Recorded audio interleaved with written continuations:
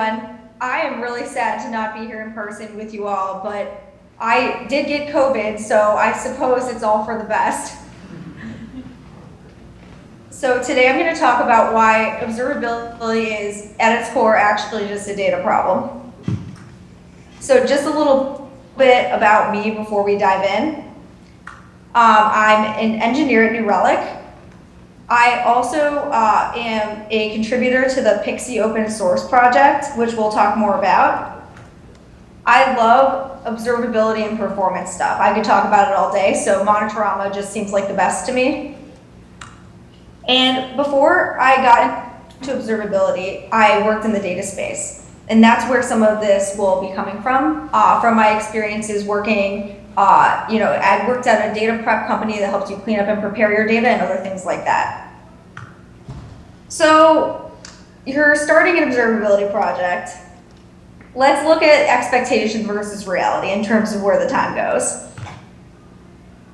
You may do a little time on setup, then you're going to do some shiny tasks like making dashboards, adding alerts, automating things maybe, like maybe you want to update the size of your deployments based on some alert. And then you get to do analytics and ML, which is always very impressive to people. They love to see that kind of thing.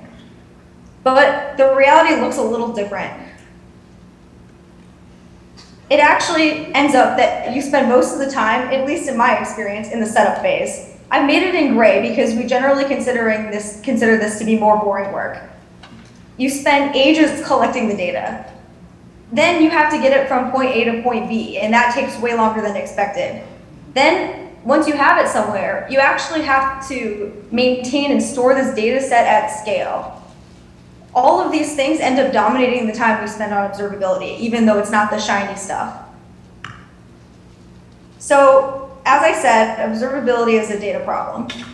We have, like I said, some of the shiny tasks like data visualization, getting insights from the data, anomaly detection. We always have the dream that there can be an observability tool that will, on its own, entirely root cause my issue, no matter how complex, and machine learning.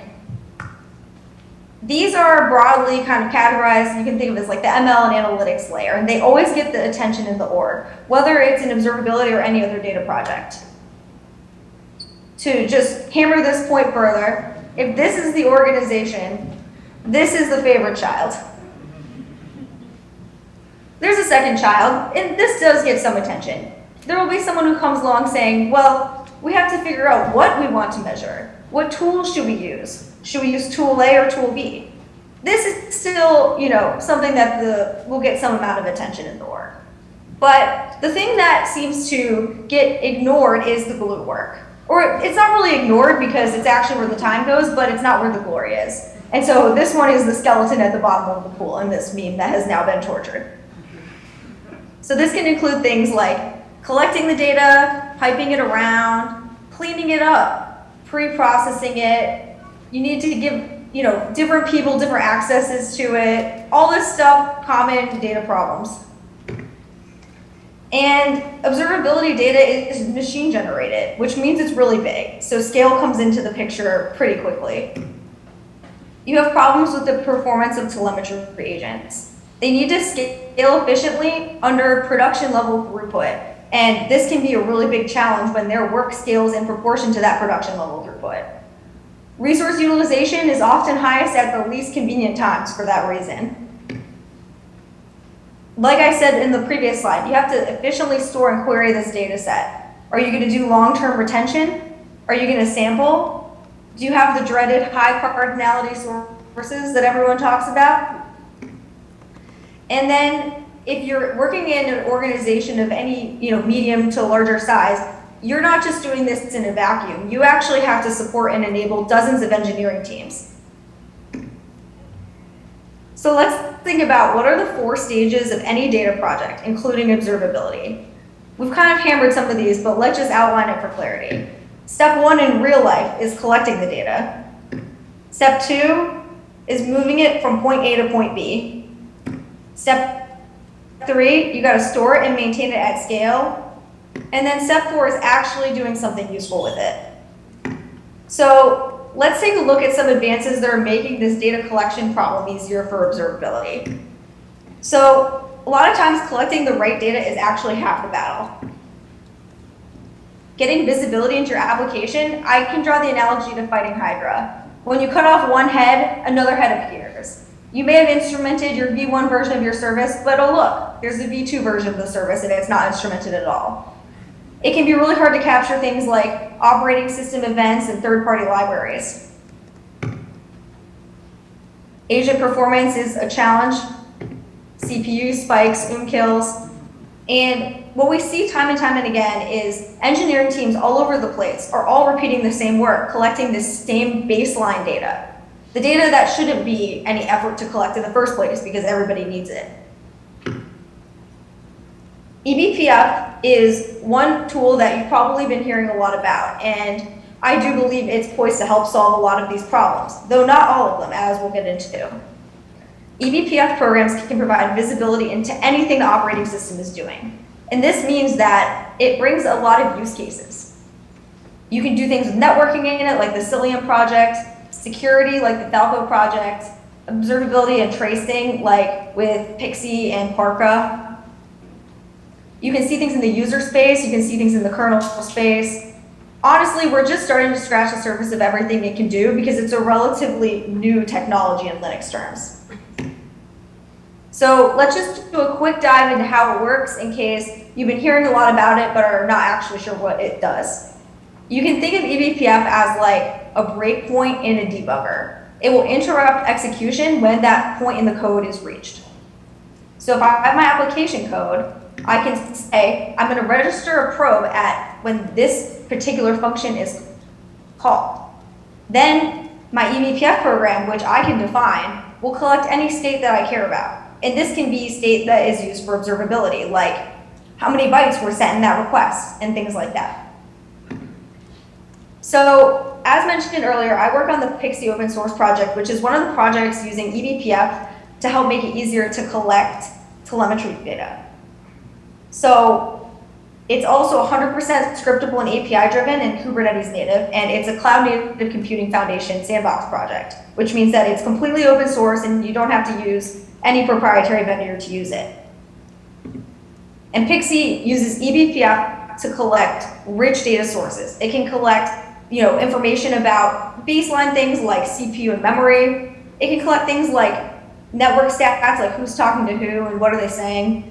It can trace protocols, like trace your DNS requests and see what the request bodies and responses are. Redis, SQL, HTTP. It can collect flame graphs, and it can also allow you to extend Pixie to collect new eBPF data sources on the fly. All of this, because it's using eBPF, requires no code changes, no redeployments, and less than 5% CPU overhead. So let's just do a quick demo and see it in action. I have to hack for a second. That's the COVID.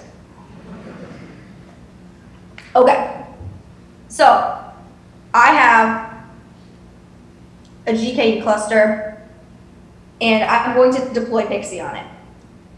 Because it's using eBPF, I don't have to configure anything. I just run px deploy.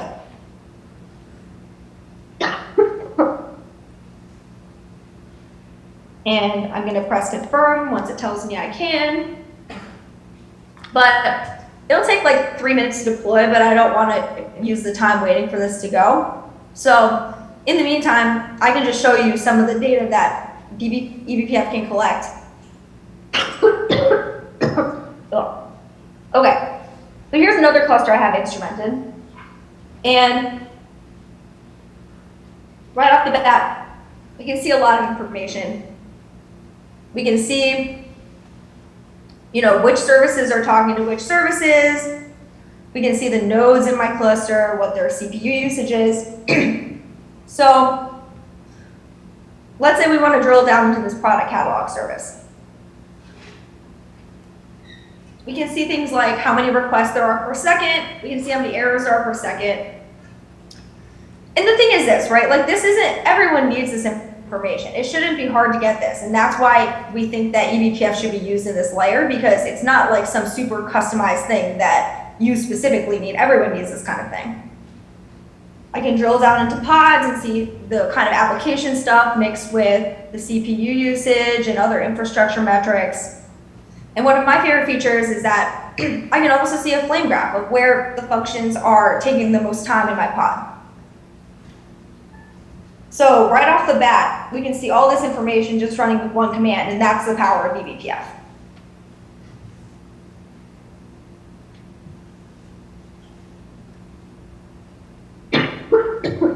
So we think about progressive instrumentation here. It's kind of alluding to it. You have stuff like baseline visibility that should just happen automatically. This could be things like default metrics like CPU, logs, profiles, and raw requests. Then you might want to start customizing this. Like maybe you use a cloud provider and you want to get metrics that are specific to that cloud provider. Or maybe you use Istio and you want to get Istio specific metrics. So that would be like environment specific extensions. But at the end of the day, you're also going to want to curate your own telemetry sources that are more business level logic. Like if you're a shoe store, how many shoes were purchased? And so that's where you can actually, combine the kind of automated telemetry that you can collect with stuff that you're manually curating for yourself in your application. So progressive instrumentation, let's just hit it home for a second. So with eBPF, I automatically saw all that information in my cluster, but now I want to collect a new piece of information that's specific to my use case. We can actually use BPF to do that as well. So I'm going to show how we can use Pixie to collect a new data source in BPF. So if you've heard of BPF Trace, it's a flexible framework to write custom BPF scripts in a more, let's say, user-friendly way than classic BPF. So I'm going to show an example of one of those scripts that we can run and start seeing statistics about TCP drops in my cluster.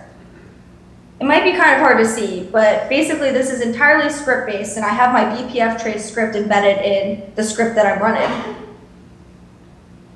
So I'm going to run this command. It's going to deploy a new probe. And this new probe is a new instrumentation that I'm collecting. And it's going to tell me basically where my TCP drops happening in my cluster. And this wasn't present before, no code changes or anything like that.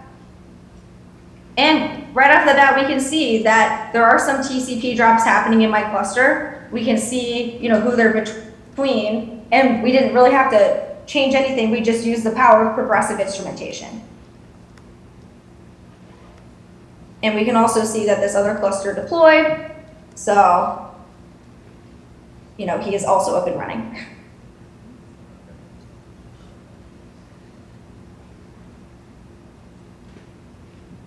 But one question is this: does eBPF solve all of my problems? There are some challenges. Challenge one is correlating the events with each other. I might know that these two HTTP events happened, but how do I know that one of them got triggered by the other one? There could be a queue in the middle, there could be all kinds of things that happen in between this one request logically triggering another one. That's where things like trace IDs and structure tracing can come in.